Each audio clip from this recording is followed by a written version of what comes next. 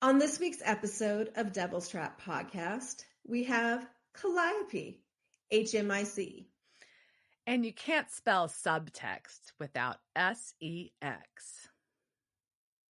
And a single man tear.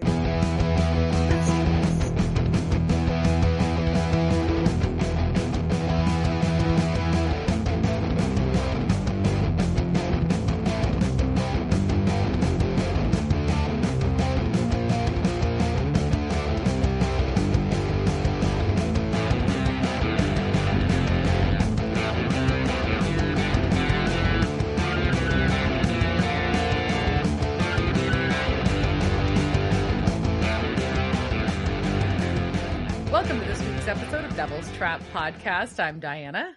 And I'm Liz. And we're going to talk about Season 10, Episode 5, Fan Fiction. Fantastic. Yeah. There's so many fun opportunities. Yeah, there is. There are.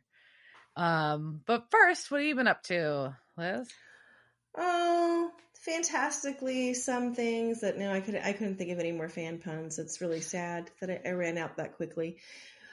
You know, it's been a week since the last time we recorded. I can say that. And so within that week, let's see, we had a snowpocalypse. I think, so Texas had snow. I got like an inch, I think. I did not. You got no snow. Houston got snow, which was weird. Yeah. And now we're back in the 50s. So that's a weather report for where I live. But so we're in winter and still not running around doing a ton of things because it's winter and there was an inch of snow. And when there's snow, you can't really go anywhere in Texas. Like they kind of close everything down. So been at home still watching lots of television and getting caught up on all the things and wanting more stuff. As it was like all the things that I watched this new movie that came out called Your Monster, and it's basically kind of a modern Beauty and the Beast story. It's very interesting, dark comedy. It was taken from a short and then expanded into a larger movie, and it's quite the ride, and the Beast is really hot, and so it's very interesting. It's an interesting take on it, so I'd recommend it. I think, I don't know, I felt ways after it ended, but I kind of want everyone else to feel the way. So yeah, I would say go watch that. Yeah, I've been in a fun world of doing a closet renovation, which means you have to go through all of your things. I've also been watching.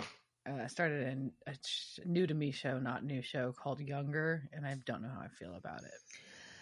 I saw parts of Younger when it first came out, and I do not like deception as a storyline, mainly, and that says a lot about things I need to work out in therapy, but I have a very hard time where the main line, and also that becomes like the main dramatic problem is that somebody is lying. Yeah. And it stresses me out too much because I'm just like, you wouldn't have these problems if you would just tell the goddamn fucking truth. And I think that's the way it pisses me off. I'm like, this is not a problem. Stop being a fucking liar and you don't have a problem anymore. Yeah. Yeah. Yeah. So, it's a weird premise, but I really like. She one is of the fantastic, though. I mean, like the entire show. It's a really good cast. It's a great cast. It's really well written. It's just, it's something.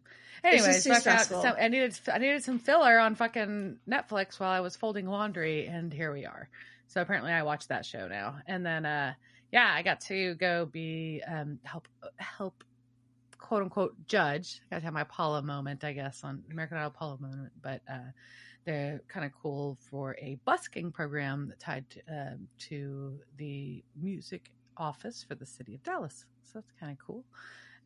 Today, go listen to some amazing singers that I had never heard of before in our Dallas music community. So that's neat. What was the one that made you? It was like, did you like jump up and say yes and like you get a ticket? Yeah, I did. There's one. There was one. We all like freaked out. She was amazing. Young chick just popped up there and solo by herself with her electric guitar, not acoustic. and sang an original song, and she killed it, and that was kind of cool. So, you know, it was neat. So excited to see new artists. It's always fun to see people, and it takes some fucking balls to get. It's actually like harder in some ways, like get up in a room in front of like 6 people sitting around and just like sing for them by yourself playing guitar. Like that is terrifying. Yeah. I dare anybody to do that. That is fucking terrifying. For sure. So no, it was really cool to see folks, you know, be brave enough to go do that. That was neat. And then I'm by the time this episode is dropping, it'll be a really cool event that I've been working really hard on called Punks and Pokes at Longhorn Ballroom. It's not as dirty as it sounds. It's punks and cowpokes, so it's like punk versus country night. It'll be fun. So yeah, that's my life right now, is getting ready. And I'm team punk. I know. But yeah, so that's been my life right now. It's not bad. It's just busy. Very cool. So I said it is January. We're kind of in between still, and a lot of the boys stuff, so not a lot of supernatural news going on. Padalecki just did a fun little thing over on Stand where he just dropped a whole new line of merch, but there's a whole bunch of new Moose stuff over on there, and I forget which charity it's going to, but his stuff generally goes to charity. And he just did an ASL sign language thing with crap. I'm not gonna forget her name and shit. Edit in her name here, and then that'll be great. Anyhow, so that's going on over on Stand, so go check that out. And yeah, I think we're ready to start talking about this very exciting episode, which is fan fiction. And this was the 200th episode of Supernatural, and that this aired November 11th, 2014, and was directed by Phil Sgriccia and was written by Robbie Thompson, who really, really wanted to do this episode. So, and I think he did a really good job. So, all right. Anything you want to say before we get started? Nope. Okay. Let's do it. So we open on a theater set. Yes. Yeah, and it's a stage, and there's a girl on the sofa reading, and the lights flicker, and a fake, like obviously intentionally fake sheet ghost drops from the ceiling. She screams, and then we get 2 young women, teenagers dressed as in costume enter the room with shotguns, fake shotguns, orange tip and all, and say that they're the Winchesters. This is Sam. Well, they say Ghost Meet Winchester. So yeah, these are Winchesters costumes. Somebody yells cut, and this somebody is a girl in a literal schoolgirl outfit, a school uniform, and asks if it is some kind of joke. Pointing out the obvious, because this takes place before Carver Edmonds' masterpiece, The Dark Side of the Moon. And so Dean should be wearing his Samulet as a sign of brotherly love. But she says that it kept hitting her in the face. And Siobhan took it off because it was hitting her lips, which is also funny because Jensen has infamously said that he was glad to lose the Samulet because he kept chipping his teeth. Yeah. So she's like, I'm just here for college credit. And then we get a shoving match between Siobhan and our director. I would find her name is Marie. Finally, a teacher intervenes in this drama and says this is too much drama in the drama department, and she's going to the principal and shutting this shit down. So, and it's over, Marie. It's over. But Marie is going to push everybody onwards. No, until she gets suspended, the show must go on. And so we cut to our teacher who's outside drinking from something questionable. And she is on the phone going on about why couldn't they just do Godspeed like Good little skanks. Godspell. Godspell. Jesus, I know what it is. And I wrote reading it. I know it. Godspell. And yay, skanks. Yeah. Bring back skanks. Yeah, good Godspell, like good little skanks. And she's just talking about how horrible this whole play is. And something is watching her from the bushes. And she's also very into theater for a high school. Theater is life.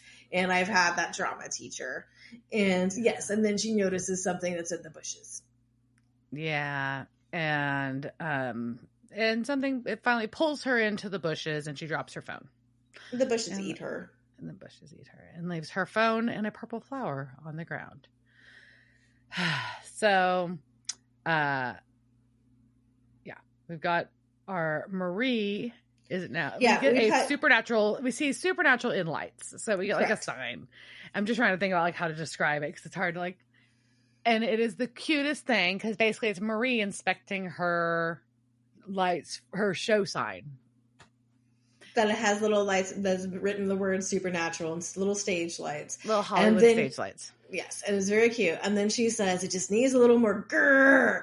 And then we get a montage of all the title cards that have ever been used in Supernatural, with the exception of some that were in the monster thing and some other stuff. So there was 4 that weren't used. But other than that, it's all of them.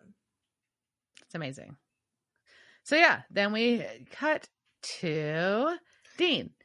Dean is working on Baby, and that works for me. And then we get an explicit trunk shot that also works for me. Trunk. Yay, trunk. Team Trunk. And we've got Sundown by Gordon Lightfoot playing. And Sam comes out, and Dean's out there working on Baby, drinking coffee. So this is implied that it's morning and Dean is up early because Sam also asks how long he's been up. But Dean's more focused on the fact that he found them a fucking case.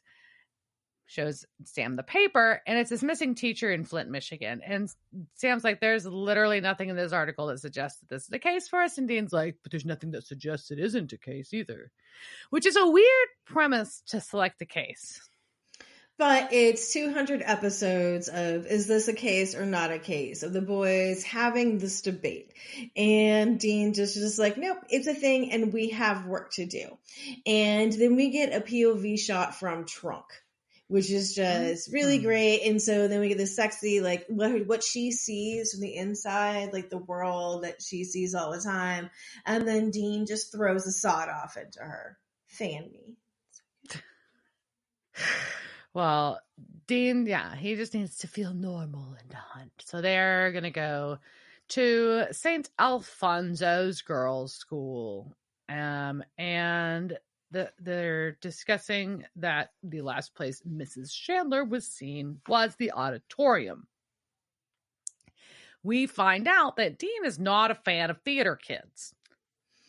Yeah, and so he rags on theater kids, which is, most of you, I think we've said before, but I was technically a theater kid. I mean, I was in theater of all of high school, and I did get a degree in theater, and I did work in theater for a while, but then I decided that I really hated theater kids, and so I quit that. So I feel you. I was a theater kid. Yeah. And mainly I did a lot of tech work because I would audition and not get cast because nobody wanted the 4'11" goblin in their play. I don't know why. But we learned that Sam was in our town and that he was in Oklahoma, but he ran tech. It's a great because nobody wanted a 6-foot tall Bigfoot, I guess. Oh my gosh. Well, we see as they are walking into the school, their paper sign, which they had a high quality one, being hung over the door. It says Supernatural, the musical, one night only. What? As Sam and Dean enter the auditorium, we hear someone saying, idiots, practicing saying idiots. It over and before over that, the principal lets them in, and her name is Mrs. Salazar. And guess who she's named after? Slytherin Salazar. Really? Yes. Oh, She's named after your house, so I wanted to point that out. Nice. Okay, so now we come in and we get to the Idris point. Yes. And as that's happening, she just keeps saying it, and we've got another actress dressed as Castiel, practicing yelling, "Hey, ass butt," with different inflection. And then the piano starts to play. Castiel has complete with little, like a trench coat and little fake wings. Like, they're just adorable, like theater wings. Yeah. It's so good.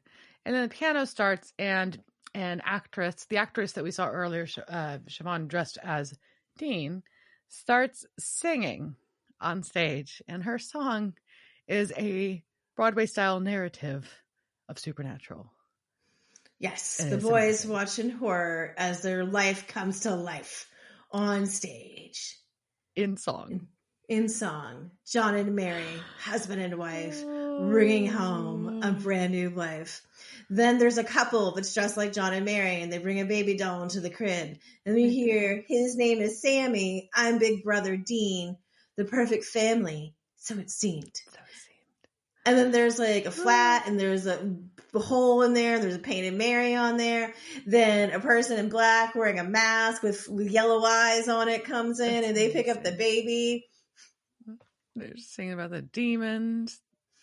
Then Mary's face is screaming from the hole. Which, by the way, is brilliant set design, like gold star to whoever thought of that. No, this whole set is fucking fantastic. It really is. This high school, as Sam points out, this theater has a lot of money. Okay, so it hurts my brother. It left us in tears, and they go the road so far, and the stage, the curtains pull back, and there's this perspective painted road, and a car comes rolling in. It's a set piece baby. There's a stage baby. Stage baby comes in. Then the real Dean is in shock. And he's upset. We get a cut here though from Marie, and Dean is very upset, and he almost has no words. He says, "What in the holy?" And Sam's like, "There's a case. Probably if there's a case here, it's probably something to do with this." So Marie introduces herself as the writer and director because she thinks that Sam and Dean are with the publisher. But her and Maeve are wrong. Maeve, her stage manager, excuse me. And right as Sam is flashing his FBI badge, the actress, Sam and Dean are practicing flashing their FBI badges. It is hilarious. He gets self-conscious about it. And so real Sam stops real Dean from flashing his badge. And so he's just like, I am Special Agent Smith. And just as he's about to tell them they're about to look into the disappearance of the teacher, Dean just blurts out, there's no singing in Supernatural. But this is Marie's interpretation. Thanks, Maeve. But he's like, has to go on. If there was singing, it would be classic rock. Not this Andrew Floyd Webber crap, which was, as God pointed out many, many times, was an ad-lib line from Jensen. He was very proud of this. Oh. So, good on you on that one. Good job. Yeah. But Marie does clarify that they do a cover of Carry On My Wayward Son in the second act. So, which is a classic. Mm-hmm. So Sam's like, look, we're here for the disappearance of Mrs. Chandler, and where and they're like, what have you asked where they think she might be? And they respond right away. Marie and Maeve are like, well, she could have been headed for the bar or the liquor store or both. She had an accident divorce last year, and she was usually sipping grown-up juice or passed out in that order. Fuck yeah, I want to be a drama teacher. I didn't know this is an option. Can I just get a certificate and do this? Like, holy shit. I bet Texas will let me. I don't think that's how you're supposed to do that. Either way. So Dean's like, well, I'm going to need 50 Jell-O shots and a hose down to get this stink off of me. Yes, please. I am not mad at that image at all. Can we please get Mr. Ackles some Jell-O shots and a hose? 50? Well, that's a lot. But okay, but still, I would like to ply Mr. Ackles with some Jello shots and then get a hose. I'm just saying, I'm not mad at that. Well, Sam protects Dean from Maeve mauling him. And because she, apparently, in addition to being the stage manager, she's also the understudy for Jody Mills' character. So Sam distracts her by asking her to give him a behind-the-scenes tour, while Marie shows Dean Mrs. Chandler's office. As an aside, Sam and Dean talk for a minute, and Dean's like, I'm going to throw up. Yeah, he's throwing up in his mouth. And Sam's like, that's kind of charming. And they're going to go separate and look for cursed objects because they're sure that's what this is. Oh, Sam's going to look for EMF and Dean's going to look for cursed objects, right? Right. But Dean's just very unhappy with everything that's going on. Then we have this fabulous prop table, which is so organized. And I really want to do a prop table like this with little drawings on it where things are supposed to go. That made me so happy. It was very organized prop table. I'm moderately impressed for high school students. And Dean wants to know where this shit came from. She's like, well, some of it we made, some was repurposed, but it's all awesome. It's funny. Yay, Murray. And Dean wants to fuck with the toy shotgun, which also you notice in the background that it's Harvell's as there's a scenery flat for that. Yeah. I'm just very proud of myself for remembering the word flat. And so I'm going to use that a lot throughout this. I may drop some other terms of high school theater production. We don't know. Thanks. Scrim may come out. I'm not sure. Oh, okay. Well, either way, Marie's like wants him to leave it the fuck alone. And Dean notices that the actresses playing Sam and Dean are standing very close together, talking next to Baby. And Marie describes it as a BM scene. And Dean is concerned and asks, bowel movement? As most adult people think about a BM. And Marie says, no, it's a boy melodrama scene. So this is a scene where, go ahead. This is a scene where the boys share a beer and their feelings. And the author of the writer of this episode, Robbie Thompson, did tweet, fun fact, my first day on Supernatural, writers kept referring to the BM scene and I was so confused. There you go. So this is actually a canon. This is canon. It's an actual thing, which makes it even better. It is. It's amazing. So Dean asks why they're standing so close together. And she's like coyly says reasons. So Dean says, they're brothers, right? And she's like, she's a Winchester. It's been so long since I've got to use the word Wincest on this show. And I just like saying it to watch Diana's face and Wincest. So yes, subtext of Wincest. Yeah. So either way, she tells them to separate because Dean tells her to. Dean's just like, step apart. Anyway, so Sam and Maeve are walking around and they're in the production booth. And this is a very impressive lighting booth. This is what I feel like after I left high school and they turned my high school into a high school for the performing arts or some crap like that, became some magnet, and they turned they made it to like this really badass theater. And I was like, the fuck, you're fucking children. Why do you need this? So yeah, they have a very expensive lighting booth. Light and sound too, because he's asking her if she's noticed anything strange, like weird sounds. And she immediately demonstrates on the soundboard all of the weird sounds that she has access to on the slide of a knob. Then Sam explains to her the pain of doing tech when your theater has no budget and you had to use 2 CD decks. And yes, I do remember doing that. Yeah. But she gets a radio call and has to get a sign for a delivery and wants Sam to touch nothing while she's gone. So I also remember using a lighting board at a professional theater, not even a high school theater, at a professional theater, but they were so cheap that they had the lighting board like where you couldn't touch that and the sound at the same time, or maybe they expected two different people to be running a sound and a lighting board, but they wouldn't hire two people. So I had to like do the light, like both the lighting and the sound while I was like perched on a stool. And then at some point I fell off a stool and I broke a rib. But hey, that's theater. The show must go on or something. Oh, what the fuck? Good times. Yeah. The theater is a magical world.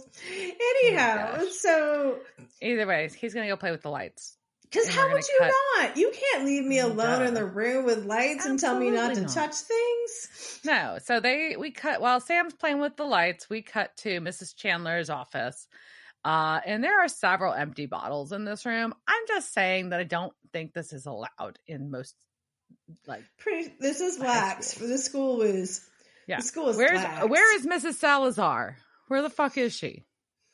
Yeah, maybe she's saying they're props or something, but there is a very high school theater director's office, and there's a poster of Shakespeare holding something that looks like a jackalope skull, and it says theater is life. Yeah. There's also a thing, which is what she said earlier. What she was it is what she said. Yeah, it says exactly what she said earlier on the phone. So we also have a giant silver costume helmet. Looks like a robot head with some flashing lights on her desk. And apparently this has been missing, and Marie's been looking for it because it's for Act 2. And Dean's like, there's no space in Supernatural. And she's like, not canonically, but this is transformative fiction. You mean fan fiction?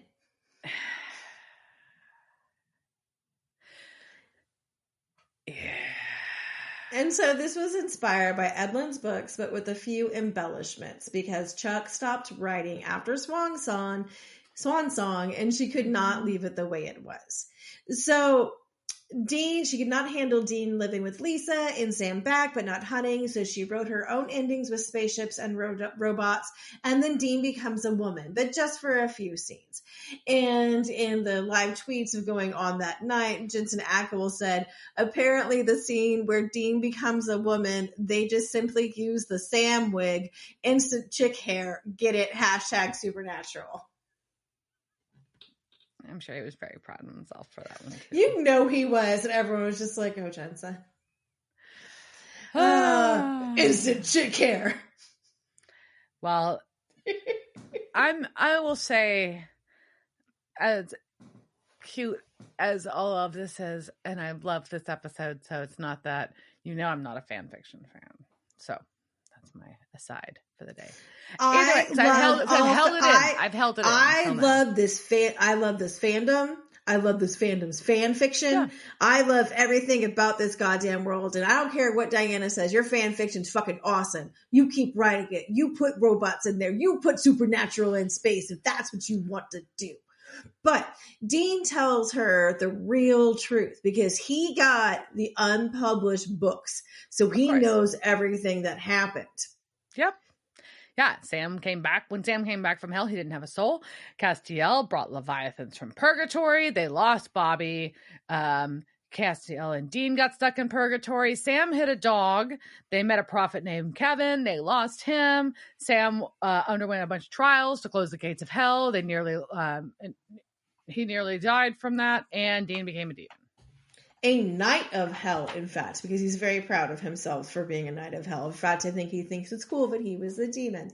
Mm-hmm. And Marie finds this hilarious and thinks it's bad fanfic. Yeah. Yeah. She offers to send him better. So back on stage, we've got Siobhan who's playing Dean, and Kristen, who's playing Castiel, hugging closely. And Dean's a little concerned, but Marie reveals that they're a couple in real life. And so he's like, okay.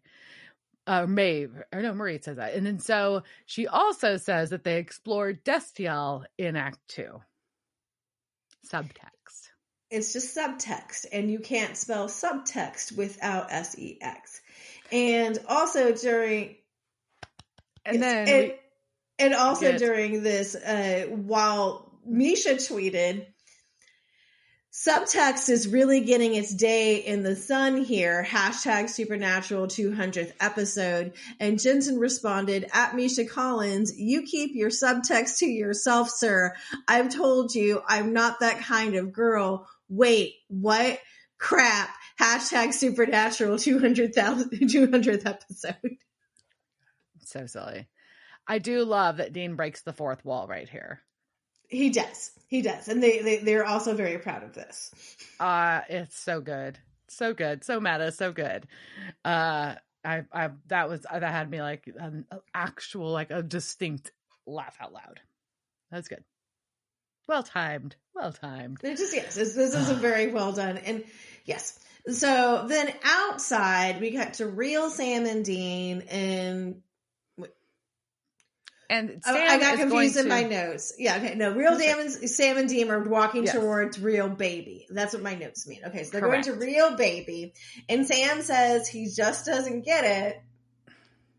The pronunciation of Destiel. And he wants to discuss if it's Destiel. What about Sastiel?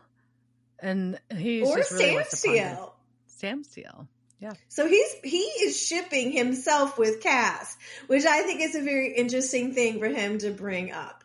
But also DCL just sounds bad. It just does not sound as good as Destiel. I'm sorry, it just doesn't flow. No, but he does get back to the case. There's no EMF, no hex bags. And they're like, yeah, honestly, Mrs. Chandler could be like face down in a bar or a ditch. It's kind of like whatevs. And they're like, maybe this is all coincidence. Maybe it's not a case at all. And they're thinking about just bailing because they're like, whatever. It's weird. And as they're doing it, Dean suggests casting. Sam suggests casting. Oh, Sam. I'm sorry. Sam suggests casting. And Dean wants him to shut his face and get in the car. Yeah. And they drive away. That night, Maggie, who is playing Sam, is walking out. If it's not canon, it shouldn't be in the show. And Marie is chasing her. And they should have done The Outsiders. And this is also, I think that's kind of funny. And there's another thing that'll come up later. But now, like, The Outsiders is a really big show on Broadway. And it was not at the time. So I just think that's funny. I don't think it was there. But S.E. Hinton was a big fan of Supernatural and hanging out on the show. So funny, that thing was going in there too. But that is funny. So anyways, Maggie's like, I'm fucking done. I'm going to the principal. This is dumb. And so Marie goes back inside and Maggie hears something in the bushes and now she's getting stalked. But then, like, not from the bushes, just in the middle of the fucking parking lot, this weird, like, potato sack scarecrow dirt monster thing is, like, standing there. And she screams and it gets grabbed by the vines from it. Marie actually hears it and comes out and sees this thing drag Maggie away and leave a purple flower on the ground. Yeah, so there's a purple flower on the ground. Again. Sam and Dean come back because the cops are there and basically nothing got caught on the surveillance cameras, of course. But they notice the same flowers both times. And Marie does not really want to feel like talking to them because she thinks they're just going to laugh at her. But she does tell them anyways. She says that Maggie was quitting the show. She was going to get it shut down.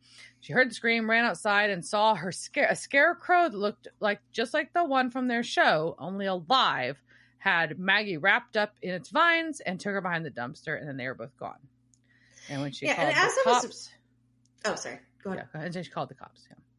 Yeah, as I was writing this, I realized that there were a lot of characters with their names starting with M, but Robbie Thompson said that he named the characters after people in his wife's theater group. So I guess that was just a lot of M's over there. But because first I was like, what? Maeve, Maggie, Marie. Marie, yeah, it's a lot. Yeah. But it was, she says she called the cops and she keeps getting told that adults keep just telling her she has an overactive imagination. That's what they do. But she has come to a conclusion. Marie has taken this observational moment and has decided that it's all real. Ghosts, angels, demons. And Maeve's like, well, I want to believe. And then Sam's like, you should. It is all real. And so are we. And so are we! The Winchesters are real and we're here. I am Sam and this is Dean. Yay! And the girls find this hysterical. Yeah. They can believe that monsters are real, but those books are fiction. Plus, y'all are too old. Ouch. Burn! Ouch. Maybe you could be a Rufus Bobby combo. Oh. Ooh, so harsh. So Dean pivots. He's not going to sit and try to convince them, which I'm relieved that we don't get an annoying scene of that, quite frankly. He's like, fine, whatever. We are hunters, but we're like FBI hunters. They're like, oh, like X-Files, which is funny because the I want to believe comment. Just saying. It's a good tie-in. Well done. Well done. Anyways. And they have the Scarecrow is not canonical to the one from Supernatural, but they do have one that's based on a local legend. And so it was very creepy. Maybe somehow they created something from the play, like a tulpa. Yes, like maybe it's a tulpa. So, Maeve is referencing Hell House and how they killed that, while Dean rolls his eyes. And then they decide that they're like, okay, your Scarecrow is a prop, not a person, right? Just to make sure before we decide we're going to destroy this. And yes, apparently it's terrifying, so they keep it in the boiler room. And so Sam and Dean are like, hey, by the way, or on his aside, like, tulpas require a ton of psychic energy. The books are not quite popular enough to do that, and this play probably isn't even sold out. So where the fuck is this coming from? But they're not sure that this could actually be a tulpa, number one. And number two, Sam is like just trying to like rack his brain to figure out where the fuck he's seen this flower before. So he's gonna go research, while Dean asks Marie to take him to the boiler room to see this terrifying Scarecrow. Yeah, and so we go to the boiler room, and Marie once again tells Dean to gird his loins because it is horrifying. And he takes off the cover, and it's a pretty cute Scarecrow. Yeah, it's not very terrifying. Definitely not as scary as the one out there.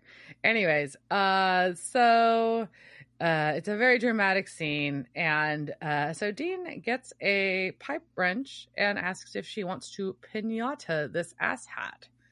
She's very amused by his very Dean use of asshat, and passes on participating. So Dean beats the shit out of this fucking stuffed prop and burns it. It seems satisfying, and I've never I don't have a wrench that's that big, and I kind of want one now because it just seems like a fun thing to swing at stuff. Like, I don't actually want to fix plumbing with it. I just kind of want to hit things with a wrench. I mean, I think it's valid. Wrench. Yeah. So they get that done, and they go back to the library. And they incinerate it in this incinerator. In the boiler. I love how every high school has like a place you can set things on fire. Yeah, I don't think that's real life. But okay. I've never found a place to set things on fire at any high school I've been in, but maybe I haven't looking hard enough. Maybe not. Well, back in the library, Dean and Marie join Sam and Maeve, and Sam announces it's not a tulpa. Which is... Not a tulpa. Yes, which Dean immediately requests that he say it again with an Arnold accent. Not a tulpa. So Sam is like, no, we think it's Calliope. Here's her picture. She is the... and Maeve's like, yes, the goddess of epic poetry. She is associated with the starflower, which is this flower we have seen, and she manifests characters from stories that she's tuned into. So Marie's now annoyed that they burned up her prop for nothing.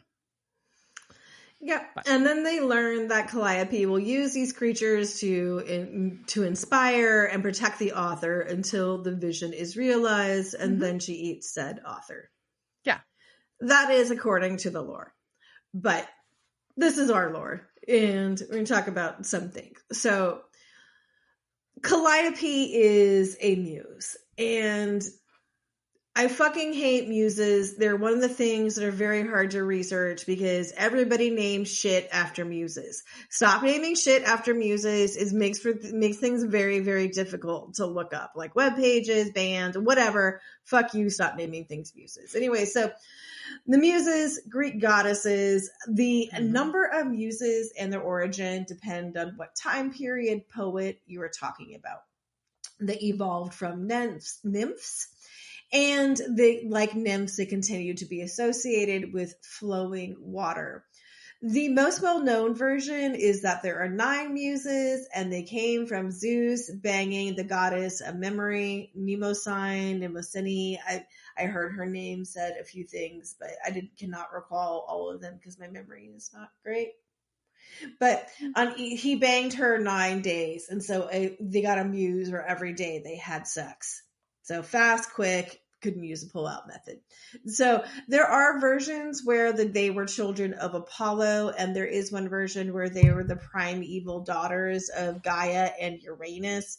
And I just wanted to say Uranus. So anyhow, the popularity of the muses evolved as the Greek culture grew in appreciation for arts and sciences and was overall less stabby. The muses each have their own sphere of influence. Calliope is often the head muse in charge, the HMIC, and she inspired these epic poems and their songs. And remember, so when they say epic poems, that actually means like they had differences for little tiny poems and then these epic stories, right? Right. And it doesn't mean like oh, that poem's totally epic. That poem is epic, but it was epic because of the literal definition of epic. Story. Yes. Yeah. And poems were set to music to make them easier to remember because they weren't written down for a long time, right? And so Calliope was also responsible for the music part of it. She was the patroness of Homer, Ovid, and Hesiod. Ancient writers, they almost always included the muses in their works, and for these great epic poems, Calliope was the one they called upon in the beginning.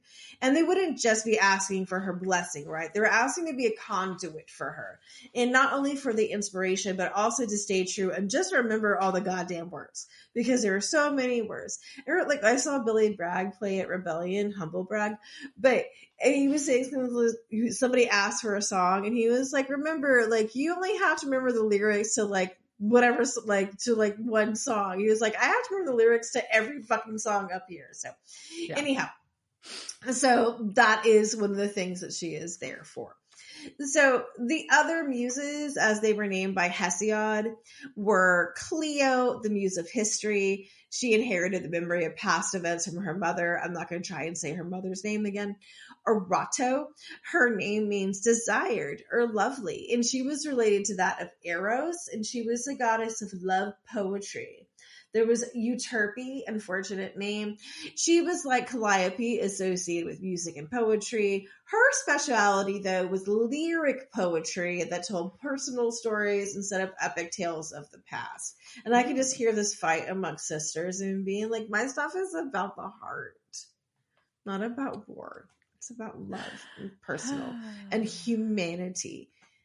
The base of it, they're all humans. So then there's also Melpomene, and she's one of the 2 muses of theater. She inspired the playwrights and actors of tragedy. Thalia was a counterpart of her, and she inspired comedies. That's how we get the mass of tragedy and comedy. There is Urania, not Uranus again, but Urania. She gave inspiration to astronomers. In the later years of the Roman Empire, she was said to inspire Christian poetry, when things change, as they do with all religions. There is another one named Polyhymnia, or maybe Polyhymnia, because she was responsible for hymns or poems of praise. But she was also a mathematical muse who inspired work in geometry. That time, like, we're just like, I gotta do this hot proof, and I really need to, like, get down here. You'd be like, oh, Polyhymnia, come work your ways through me. And the last one was Terpsichore. I just like how I'm butchering these names, and I just think they're better. So Terpsichore was the muse of dance, and she also gave inspiration to the chorus in Greek theater. So I am very annoyed that I could not find out more information about the festivals, the Musea festivals, which were the Greek celebrations that were held in honor of the Muses. Theoretically, the Valley of the Muses, which is an actual place you can go visit. These festivals were supposed to happen like every 4 to 5 years, starting in the 3rd century BC. And they had artistic competitions, poetry, music, and theatrical performances. People from across Greece would come here. Like, this is the original battle of the bands, right? And I want to see this shit. Like, I want to know how this happened, like where it goes, and just like, again, the fucking Muses were clogging the search engines, and I just have a life, and I could spend that much time trying to tear my shit apart. But if you have information on the literal start of music festivals, send that to me. I would like to know more. All right. A couple of the legends about Muses, I think, they're worth exploring more on your own, and we don't have time for here because this is not a show about Muses. But so there's one about the Muses versus the Sirens. There is a legend where these sirens, aka the nymphs with feathers or scales who lure sailors to their deaths with their songs, aka My Retirement Plan. What We Do in the Shadows has my favorite version of sirens. If you want to go look that one up. Anyhow, these sirens get conned by Hera to ask for a singing contest with the Muses, and they lost because their songs were melodies of false promises and thinly veiled destruction, while the Muses were singing about blah, blah, blah, inspiration, creation, divinity, and progression. It sounds like Jim and the Holograms versus the Misfits, and I really want to see this happen. So the Muses win, and then they pluck out all the sirens' feathers and make crowns from them, which I think is really bitchy, but also kind of inspiring. So the sirens then turn white, and they fall into the sea and become islands. Another one of the legends that I would like to know more about. Calliope is said to have birthed Orpheus, and so Orpheus is the one who, after his wife died, he went crazy and he turned his back on all the gods except Apollo. And then Dionysus' followers, the Maenads, remember that from True Blood? The Maenads attacked him, and the first they started by throwing sticks and rocks at him, but the poet was so beloved that the sticks wouldn't hit him. The sticks are like, no.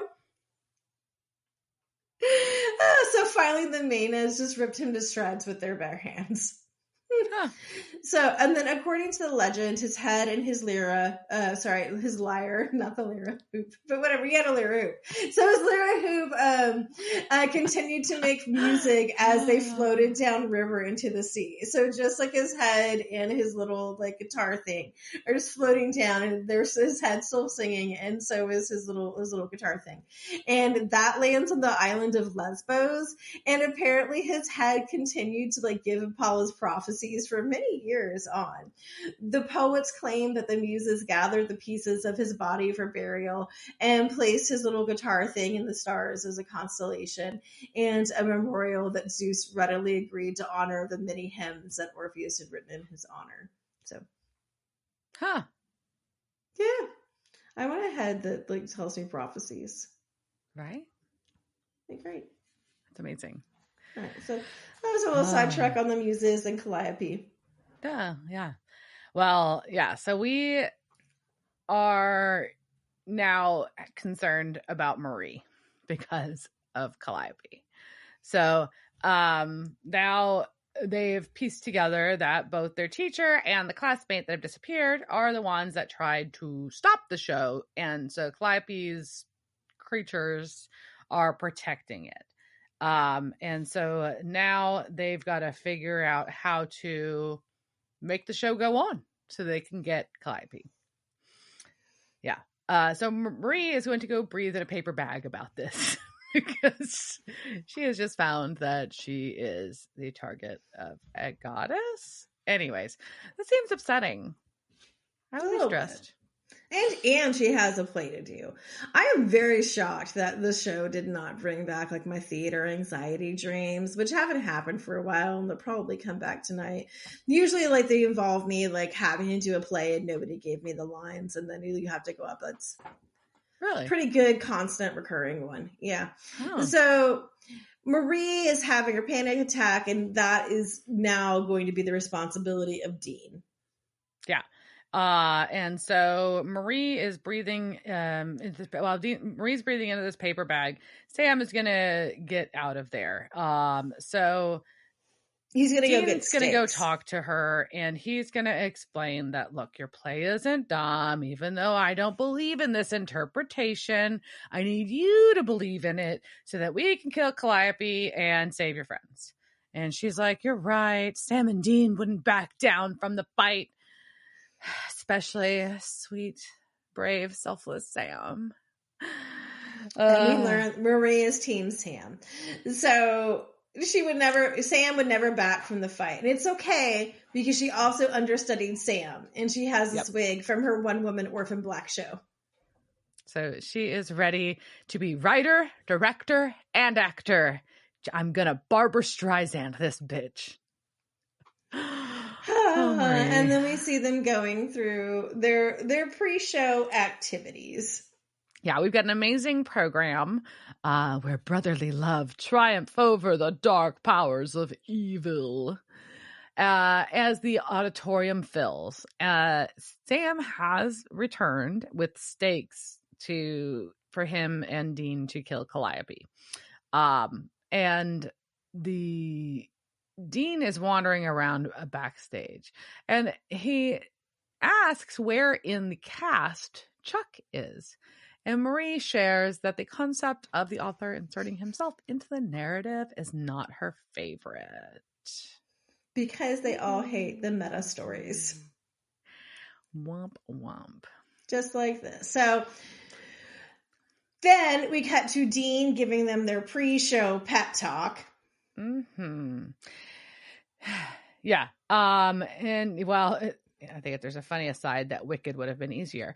But either way, he's like, tonight's all about... I'm going to bring that up because, like, again, timeliness, because we are in the era. We're in the era, like, at this point when this came, well, it was like when I was in high school, I was in, like, Wicked was not a musical, it was just the book. And I remember reading the book when I was in high school. So I was a theater kid that did not get Wicked. So when the Wicked, like, theater kids came, like, afterwards, I hate them, like, because they're not of my time. Fuck you, Wicked kids, like, you're younger than me. So whatever, younger people. But anyways, right now we're in the Ariana Grande Wicked era. So this is very tough. So Mary wanted to do Wicked, but they did Supernatural instead. Yeah. So, but tonight is all about Marie's vision. Has put as much sub into that text. And they do like a hands in to do their big rah-rah moment. Yeah, he tells them to kick it in the ass, which is adorable that they brought that into there. Yeah. And then their row team. Well, I had to figure out how to explain the rah-rah. I was like the go team. Right. So their go team. Their hand pile go team is Ghost Facers. But a really funny way. It's like ghosts, and then do facers, and they do like fingers in front of their hands. I love that. My camera is loving me doing facers. I'm gonna make Diana throw up. Don't do that. So Marie goes out on stage to pre-welcome the audience. No, it's called a curtain speech, Diana. Okay. If you were a theater kid, you would know that that's a curtain speech. Okay, so Marie goes to give the curtain speech. And she tells the people out in the front that they should put on their ponchos because they're in a splatter zone. Yeah. Which is a surprise to us because they have not teased that part of the show yet, which is funny. So either way, Sam and Dean are standing, hovering in the wings, and the music starts, and Siobhan starts to sing the song. While this is happening, Sam sees a shadow. No, it's just a Jin character. It's kind of funny because they're like both like looking so hard, and it's because the play is so well done. They keep mistaking things for the bad guys. And so eventually Dean does see the evil Calliope scarecrow step through a set wall, a flat, if you will, behind Sam, and it grabs Sam, and as Dean runs behind the backdrop to get to Sam, by the time he gets there, they're gone.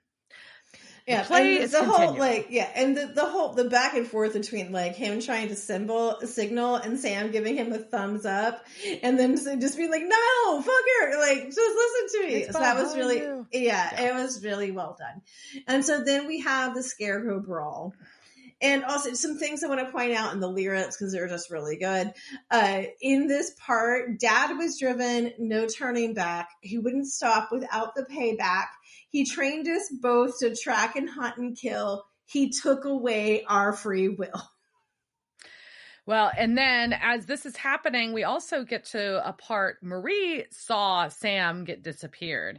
And the song gets to the road so far, saving people, hunting things, a family business. So Sam wakes up.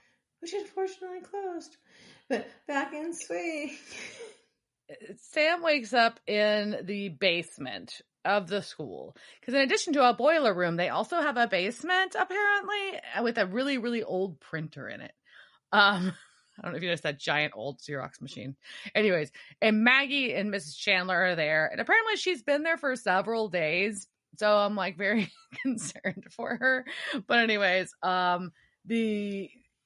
she probably went through that flask already. We don't know if there's a bathroom in the basement. That's my concern. But anyways, you're like, no, that was my main concern is like, is there a bucket full of Mrs. Chandler's crap? Yes. So, okay. So, and what is she eating or drinking?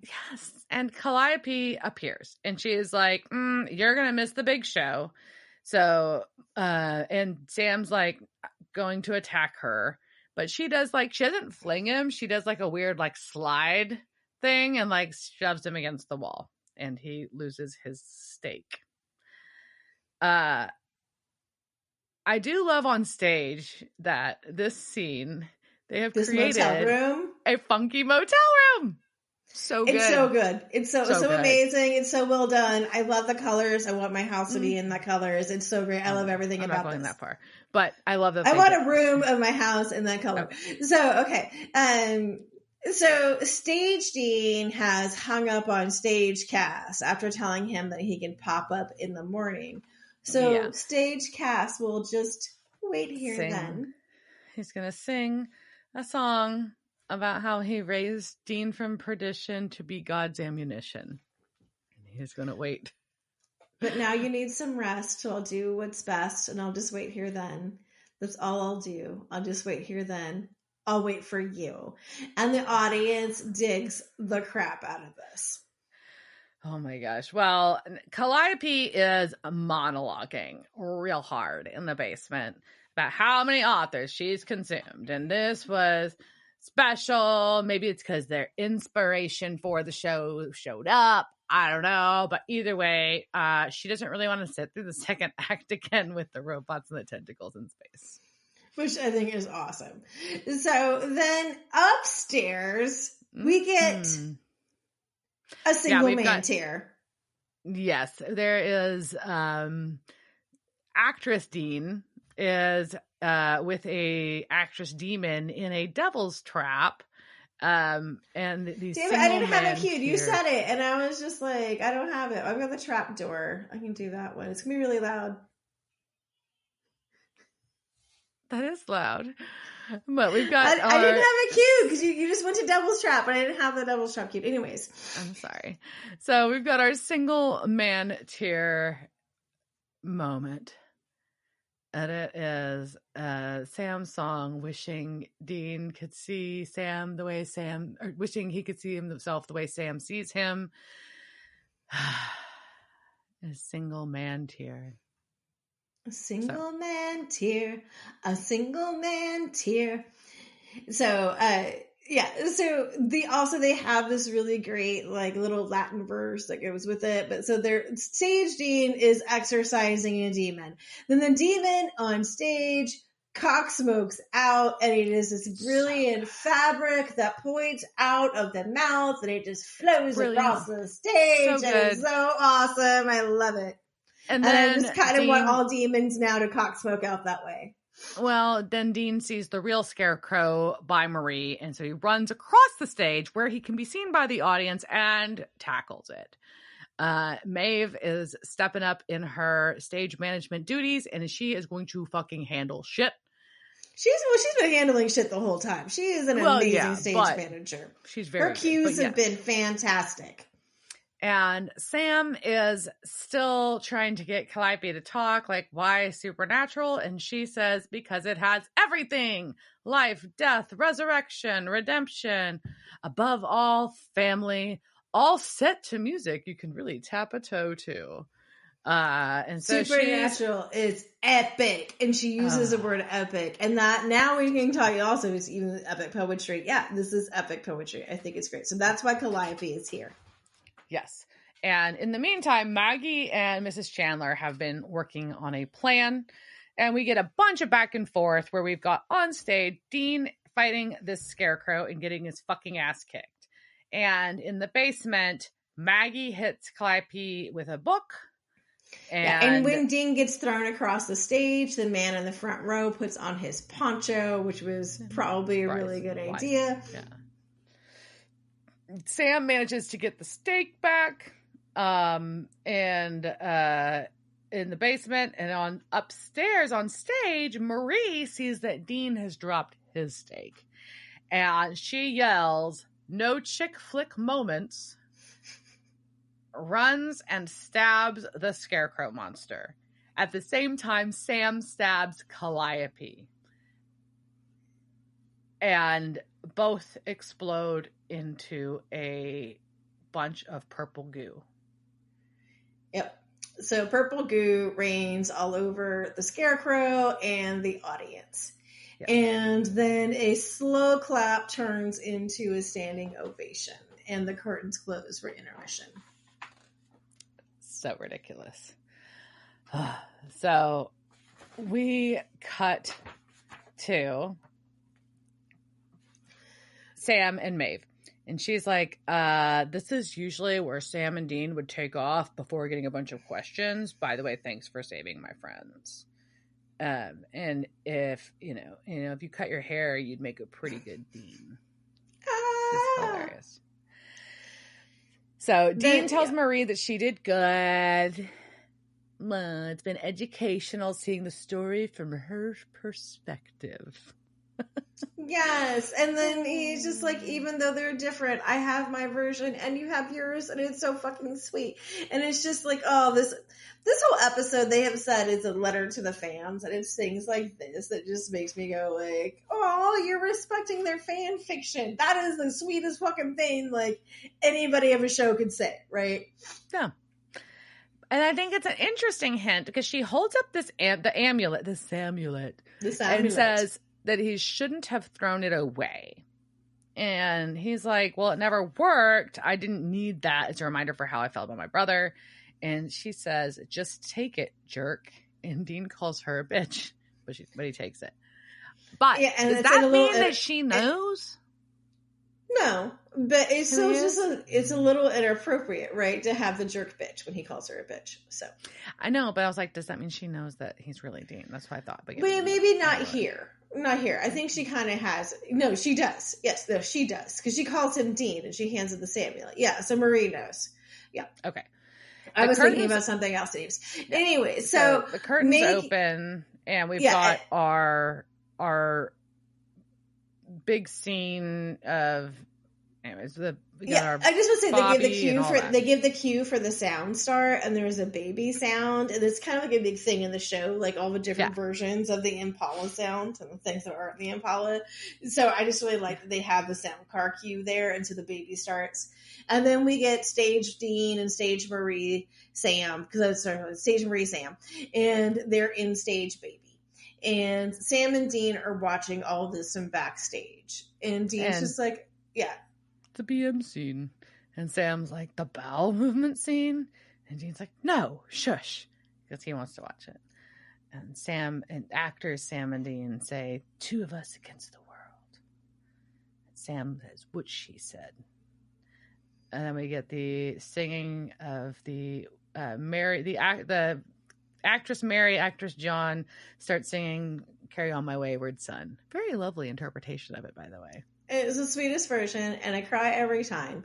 And then on the stage, you see a kid in a red shirt, and Sam asks, "Who's that?" And Maeve's like, "That's Adam, John's other kid that Sam and Dean have just forgotten is rotting in a cage with Lucifer." In hell. Like, oh, so. We have just completely forgotten about our other brother. Whoops. Yeah. Oopsies.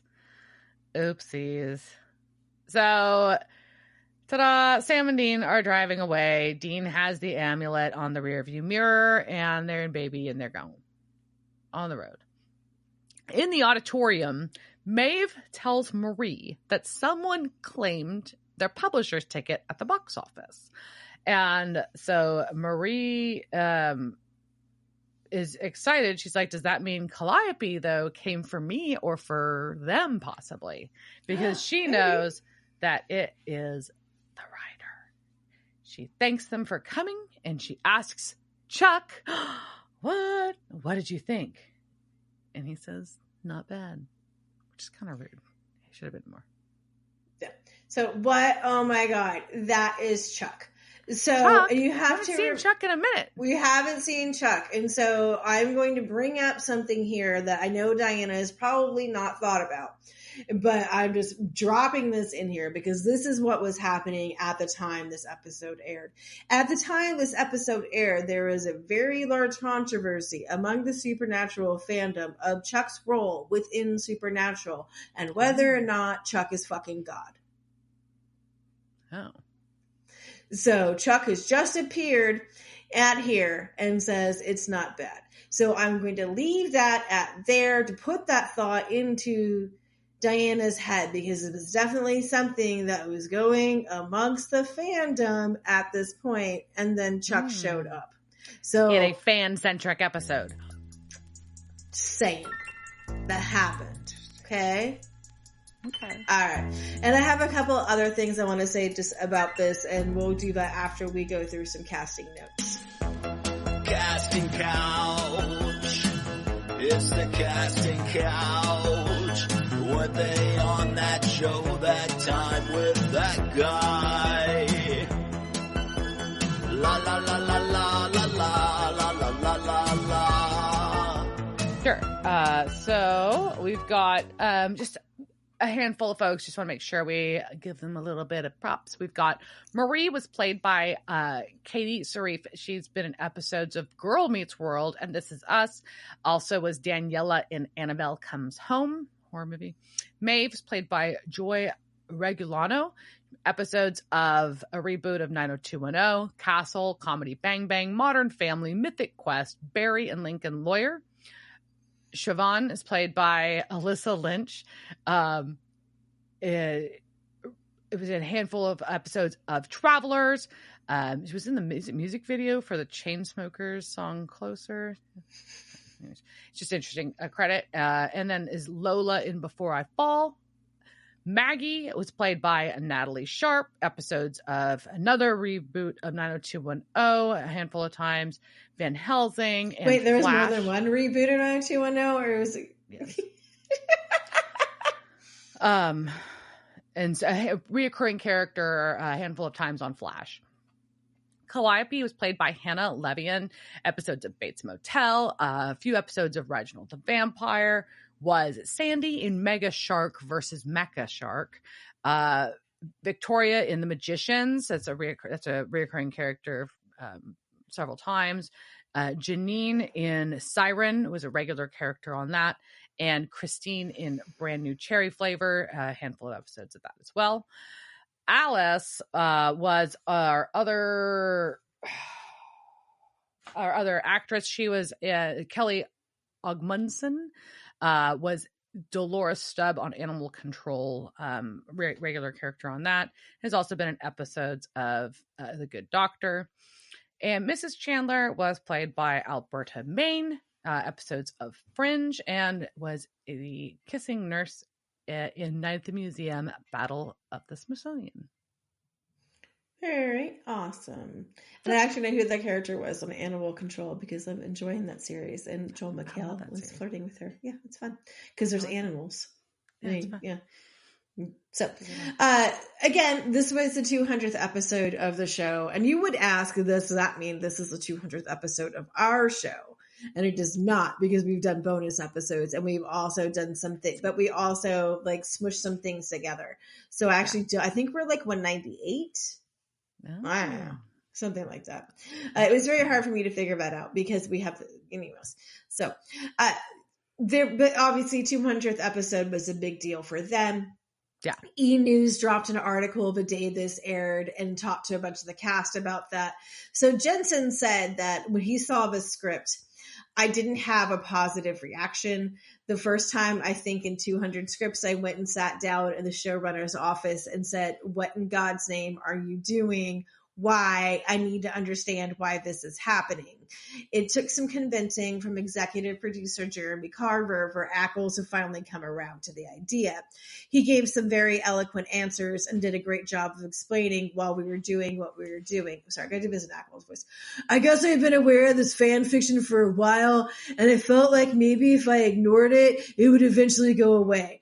When I read it in the script, and this is what I do for a living is my work, I'm very protective of these characters and the story, and I think we have a right to be. I wasn't angry.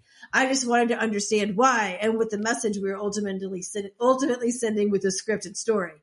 By the end of it, I felt good, and it gave me all the confidence I needed. It was better than I could ever have hoped.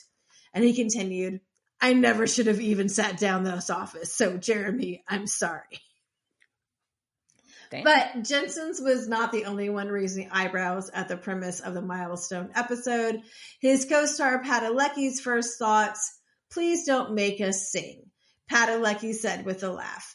We've been in a situation like this more than actors in other shows where they tell us to break the fourth wall. We're always thrilled. Our approach to this, as long as we can remain true to Sam and Dean, the situation, which obviously makes for a lot of comic relief, then it's kind of daunting.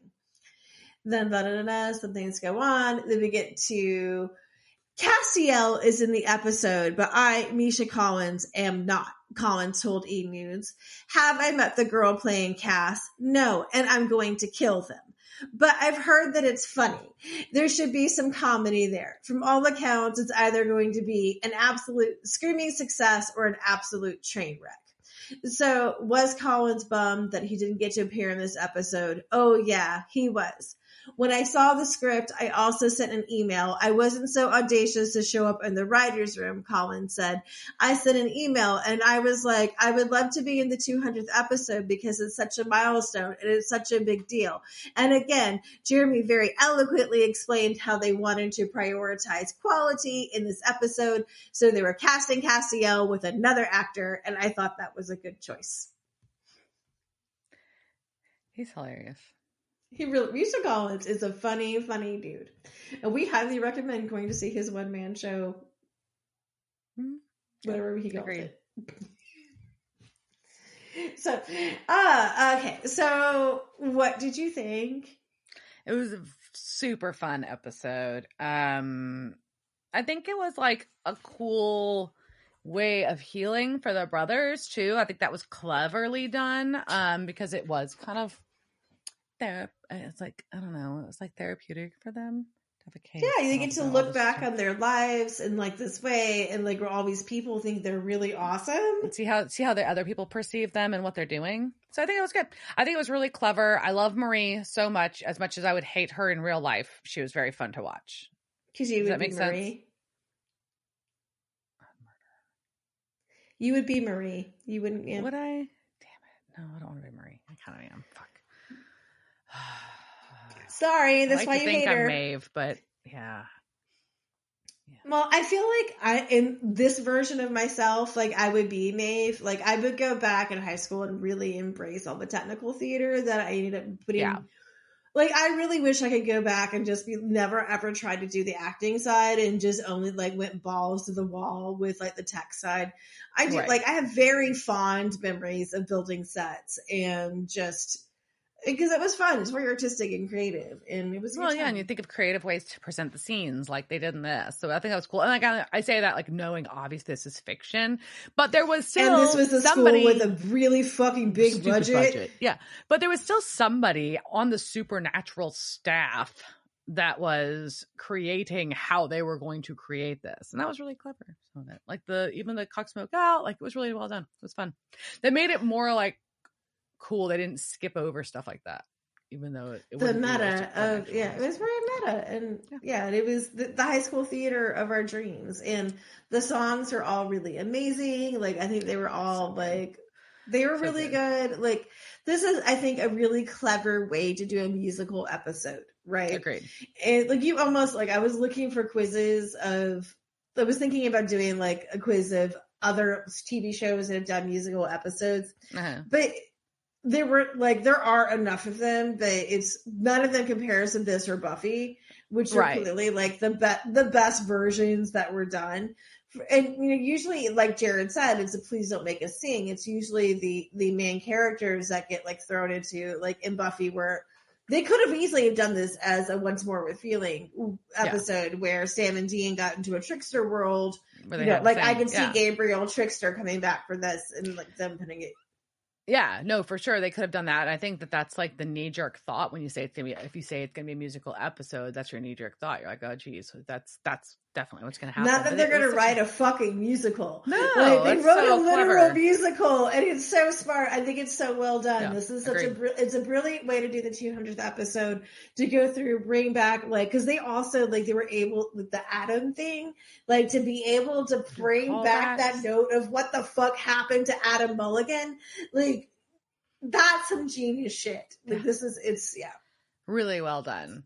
And just like the little stuff, even though we didn't see the scene with Jody Mills, they made a reference. We didn't see a scene with Bobby per se, but we get a good reference. We didn't see, you know what I mean? Like, there's a lot of like reference to Rufus, like just so many good reference, like throwback references. Really well, solid writing for sure. Yeah. And just the idea of taking the fan fiction from a high school, like, I don't know, just the whole I love the concept of this. Like, it's out of the box thinking, and it's adorable. The music was great, and gold stars. 10s across the board. Like, it's just standing ovation. All right. Anything else? Nope. All right. So a less inappropriate cheers shirt. Cheers, bitch.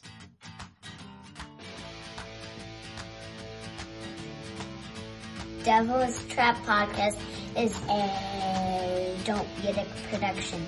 Meow. Devil's Trap Podcast is part of the Ship It Studios Podcast Network. Thanks for listening to this week's episode of Devil's Trap Podcast. You can follow us on Instagram at Devil's Trap Podcast, Twitter at Devil's Trap Pod, or you can email us at devilstrap@devilstrappodcast.com. Don't forget to subscribe, leave reviews, and share with all your friends. We're at all your favorite podcast outlets and at devilstrappodcast.com. I'm Babe. Thanks for tuning in, and we'll see you next time.